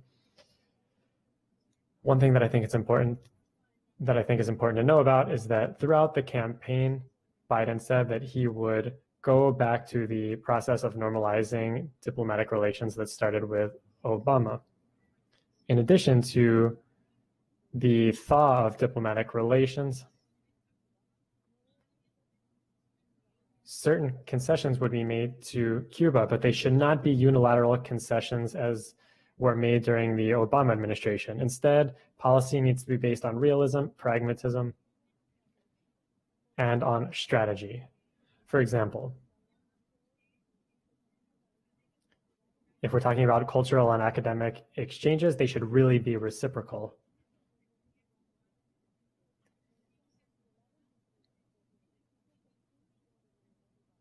The Cuban government should not control the scholars it sends from the beginning of the end to their stay in the United States.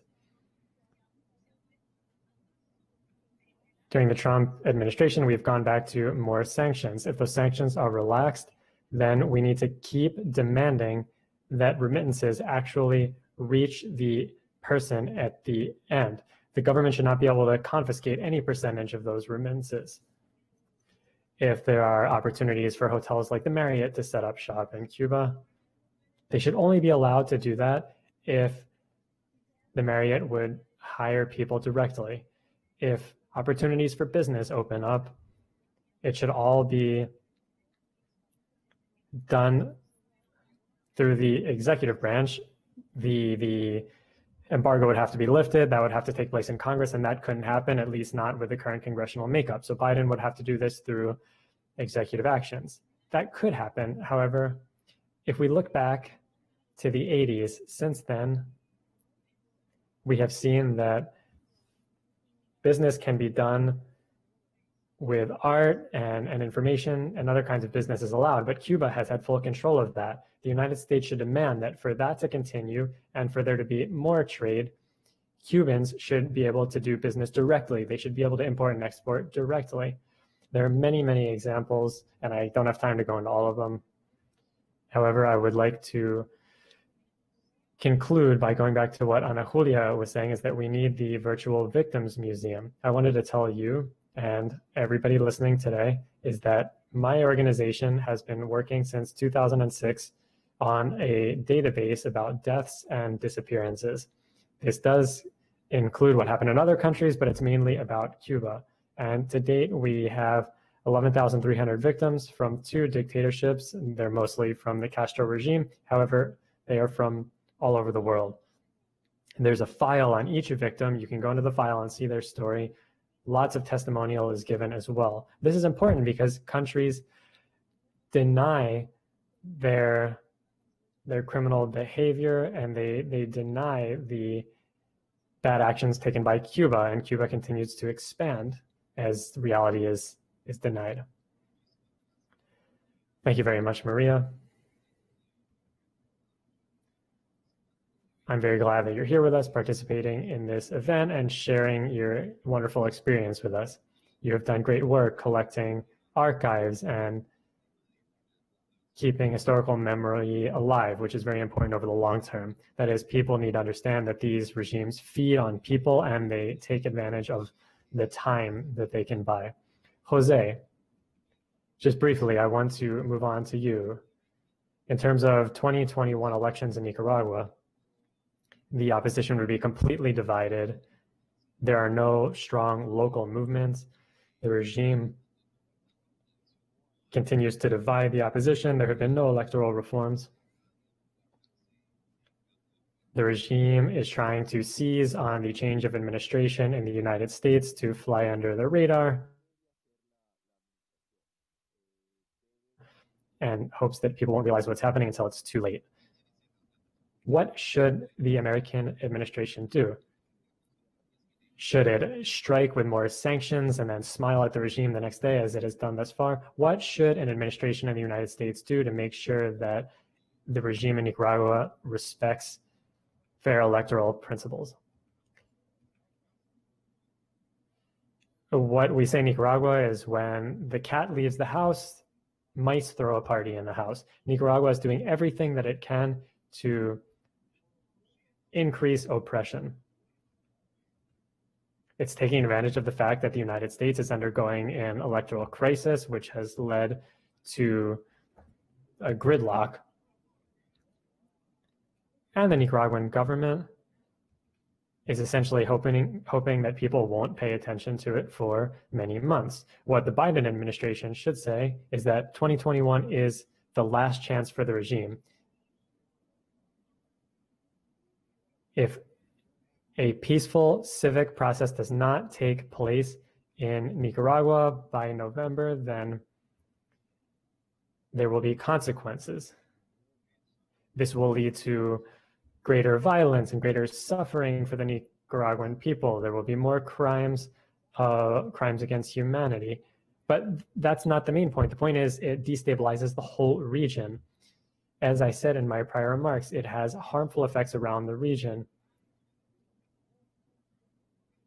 Dictatorships have a way of contaminating their neighboring countries. That's something that we have to watch out for. They encourage certain behaviors and actions, not even due to ideological affinity, but just because certain people say, well, if that leader is taking advantage of the people and there are no consequences, then I can also have a totalitarian regime in my country. So what the Biden administration should do is fight this right from the beginning. We have senators and congresspeople who for a long time have been working on humanitarian issues in Nicaragua. They are very familiar with Ortega. They know that Ortega only responds to negative consequences and he only negotiates when there is an increase in pressure, when the rules of diplomacy change. There needs to be a comprehensive strategy. There has to be a consistent effort, not sanctions followed by 4 months of smiles.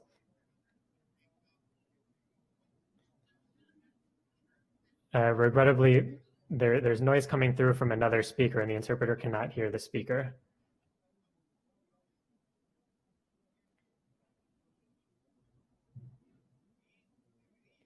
And at this time, as Biden starts to define his policies and fill positions,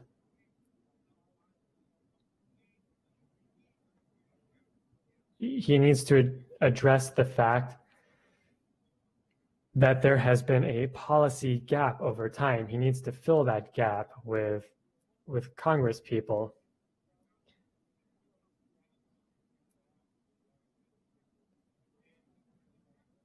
He needs to be sure that Nicaragua will continually be subject to a bipartisan policy in the United States, which is what we had so far. Thank you very much, Jose. I hope that we do see some sanctions when it comes to Nicaragua, as well as other measures taken. I think we have to credit this administration for the sanctions that it has imposed on Nicaragua. The Magnitsky Law has been implemented, but that hasn't led to any internal changes in Nicaragua. We do hope, however, that the new administration won't throw everything overboard and will improve on the work that has been done while maintaining the good aspects of it. Julia, in terms of Venezuela, the Trump administration has come down on the country with an iron fist. It has fought against Nicolas Maduro's narco dictatorship. It has bet on the Guaido formula by providing funding, direct support. It has invited Guaido to speak in Congress. He's invited him to the White House. The administration has provided complete support for Guaido and the Venezuelan opposition, and nothing was achieved. No change stemmed from this. The regime has actually been very resilient. 50 different countries have supported this Guaido G4 Lopez formula, and nothing has come of it. Sanctions have been imposed. Judicial proceedings have taken place. An international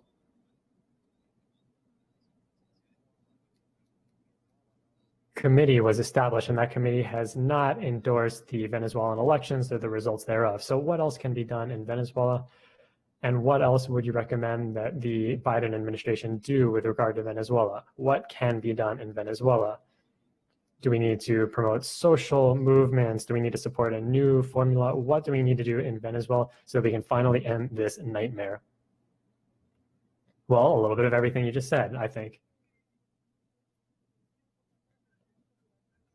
I do think that the public consultation that's taking place is very important. The goal of that public consultation is that Venezuelans are asking for free and fair elections, and they are rejecting the Maduro regime.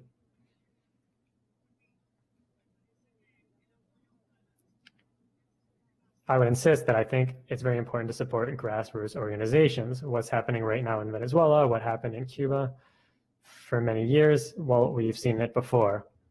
There are NGOs that are providing support, and they are being persecuted.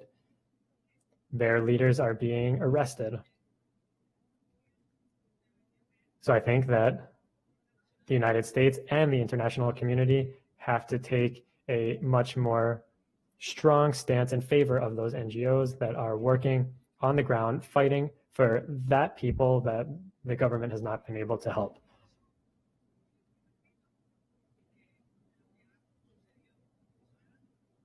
I would reiterate that in Venezuela, the military has been called on to support a popular movement that would lead to free and fair elections, but it has failed for certain reasons. I don't know why, but it has failed.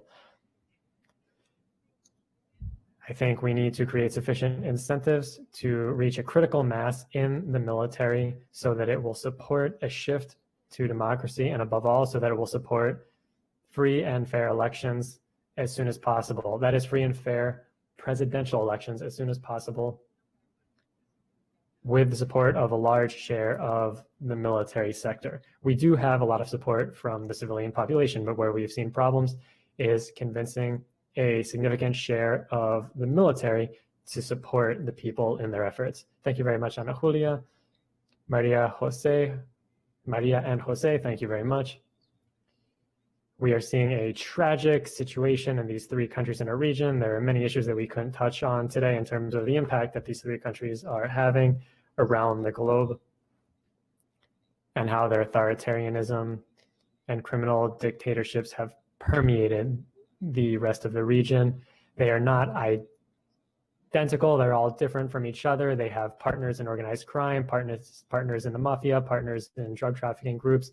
They are supported by countries like China, Russia, and North Korea, countries that use technology and funds to support these dictatorships. They're not traditional dictatorships like in the 60s. They are not traditional dictatorships that just run the military. These are corruptive dictatorships. They use billions of dollars to create corruption. It is a very serious situation we're seeing. Today, we have had two panels par excellence, the first with the Secretary General and former President Solis, in which they talked about the regional context. That extraordinary panel focused on the situation in these three countries and provided specific recommendations in terms of how to make headway. On behalf of the OAS and the Victims of Communist Memorial Fund, thank you very much for your participation in this event. I will give the floor back to Chris so that he can talk about some strategies and and give us some closing remarks. Thank you very much.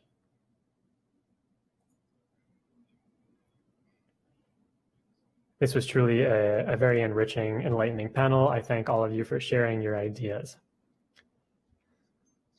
Thank you for sharing your experiences with us as we face these challenges to democracy and human rights in these three countries, these three dictatorships, and we see the noxious effects this has on the region. Videoconferencia, quiero dar la palabra a Carlos. Before closing, I'd like to give the floor to Carlos Suarez, who's the Assistant Administrator for USAID in Latin America and the Caribbean. Before, he was the head of cabinet of the U.S. Ambassador before the OAS. You have the floor, Carlos. Welcome. Thank you so much, Chris. It is a pleasure to be here with you today. Thank you for inviting me. I'd like to express my thanks to the Organization of American States and the Foundation to commemorate victims of communism for organizing this event. Everyone who has taken part in this event agrees on the fact that the position of principles of the organization vis-à-vis human rights has been noteworthy, and this recognition is well deserved. On behalf of USAID and our Assistant Administrator, John Garza, we'd like to thank you. The United States and President Trump appreciate and support your efforts. Your fight for justice is a model for all organizations in the international arena and for all those who believe in freedom around the world. Secretary General Almagro in particular has been a steadfast advocate of those that are repressed by their own leaders. The citizens of Latin America and the Caribbean recognize this, especially in places such as Venezuela, Cuba, and Nicaragua. His leadership during the last few years has been inspiring and a lighthouse for the region. To the members and leaders of VOC of this video conference, thank you so much for your interest to recognize and remind the world the evils that communism has caused. Names and faces in Washington might change with the changes in governments, but we are all constant in keeping this flame for democracy alive. Your work keeps that struggle alive and always present in the public discourse. I'd like to congratulate you for that. This event is a great example of that work. As we have heard from the speakers today, human rights continue to be deeply threatened in our hemisphere. As Mr. Barca has said time and again, the Cuban regime represses systematically human rights advocates, also religious leaders, journalists, and medical workers and artists. Today we have broadly discussed the case of medical workers, and what is happening continues to be one of the biggest attacks on freedom, and this is so close to our coasts. We have also spent time debating the San Isidro movement and the harassment and the attacks that demonstrators face even throughout their Pacific hunger strike.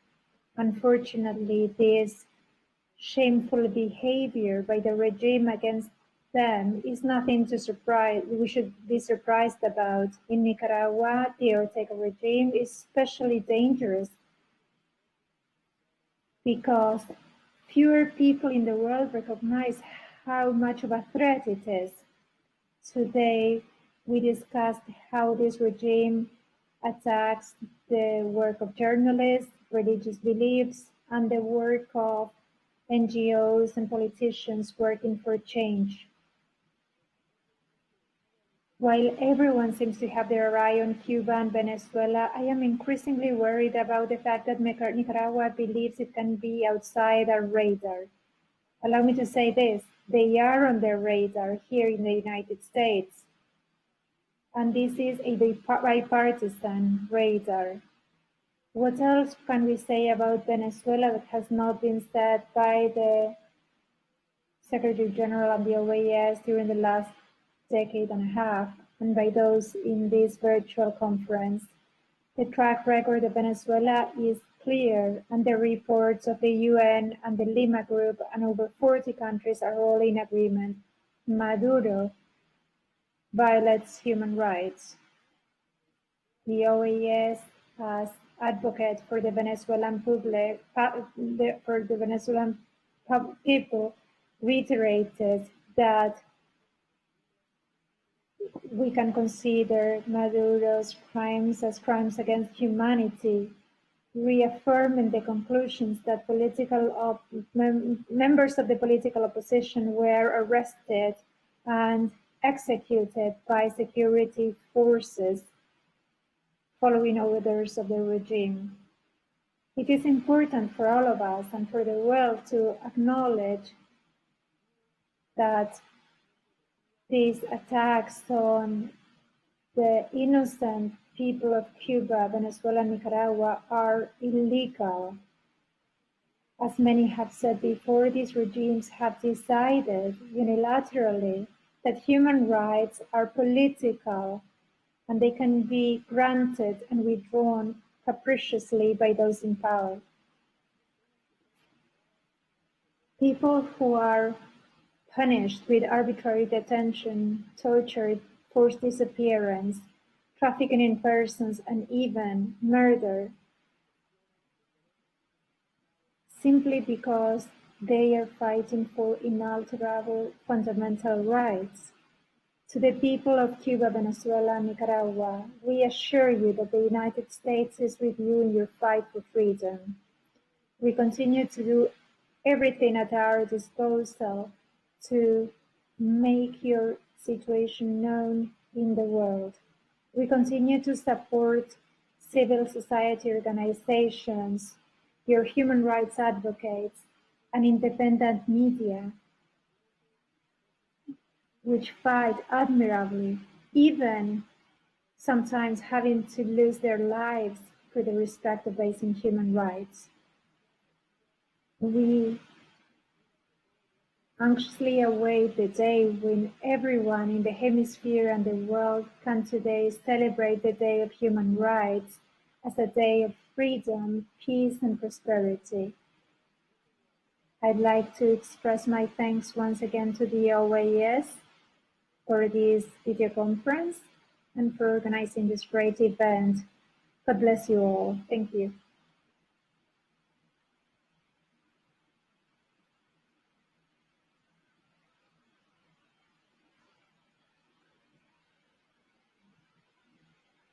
Thank you, Carlos.